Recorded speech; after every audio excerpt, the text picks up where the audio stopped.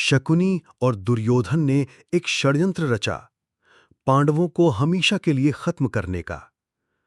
हस्तिनापुर से दूर एक महल बनाया गया, लकड़ी और घी से बना, जो दिखने में सुंदर पर अंदर से घातक था।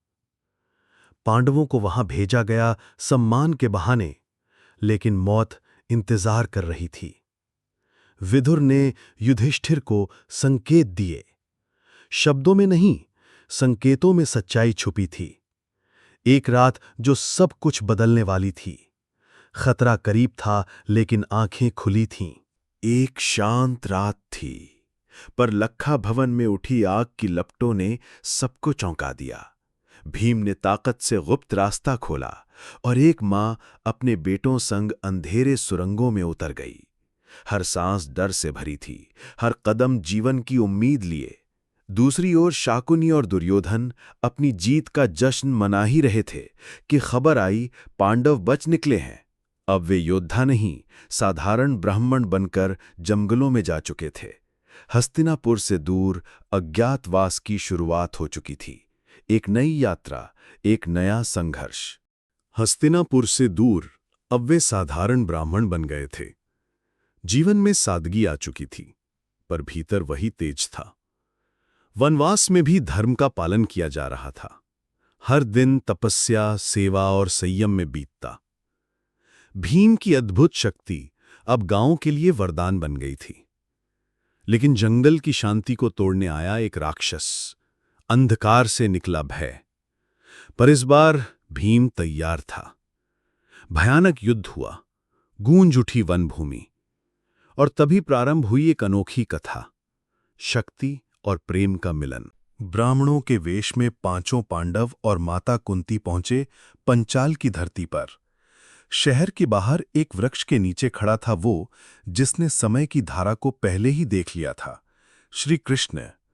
उधर अर्जुन, सबसे बड़ा धनुर्धर, छुपा था ब्राह्मण की वेशभूषा में, पर भीतर जल रही थी युद्ध की अग्नि। फिर आया वो दिन जब पूरे राज दरबार में गूंज उठा एक चुनौती, एक धनुष, एक लक्ष्य। और तभी अर्जुन ने उठाया वो धनुष और इतिहास की दिशा बदल दी। सब शूरवीर स्तब्ध थे जब द्रौपदी ने उस ब्राह्मण को वरमाला पहनाई जो अर्जुन निकला। मां के एक वचन ने इतिहास की दिशा बदल दी। बांट लो। धर्म और मर्यादा के नाम पर पांचों पांडवों ने द्रौपदी को अपनी अर्धांगिनी स्वीकार किया। उसी समय आया वो जो सब जानता है, सबका मार्गदर्शक, श्री कृष्ण। उसके शब्दों ने जैसे अंधकार में दीप जलाया। लेकिन दूसरी ओर हस्तिनापुर की गलियों में गूंज उठा क्रोध। द्रौपदी हमारी हार है।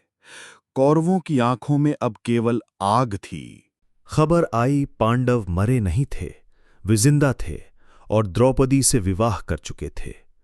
हस्तिनापुर की नींव हिल गई। भीष्म के लिए ये केवल समाचार नहीं था, ये धर्म और राजनीति के बीच गहराती खाई थी। अंधा राजा धृतराष्ट्र ने आंखें मूंद ली, लेकिन राजनीति की चालें कभी नहीं रुकतीं।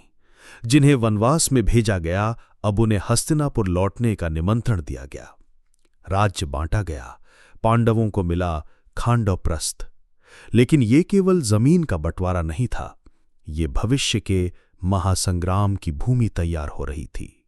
जिसे खांडवप्रस्थ कहा गया, वो बंजर था, वीरान था। लेकिन पांडवों ने उसे इंद्रप्रस्थ बना दिया। कृष्ण साथ थे और अग्नि ने खुद आकर उन्हें तपाया। मायासुर ने भव्य सभा भवन बनाया, अद्भुत, चमत्कारी, स्वर्ग सरीखा। ये केवल एक राजधानी नहीं थी, ये था पांडवों का उत्तर, हम तैयार हैं। पर जहां प्रकाश होता है, वहां अंधकार भी जन्म लेता है। दुर्योधन ने वो महल देखा और उसके भीतर जली ईर्ष्या की अग्नि। इंद्रप्रस्थ बना, पर महाभारत अब और पास आ गया।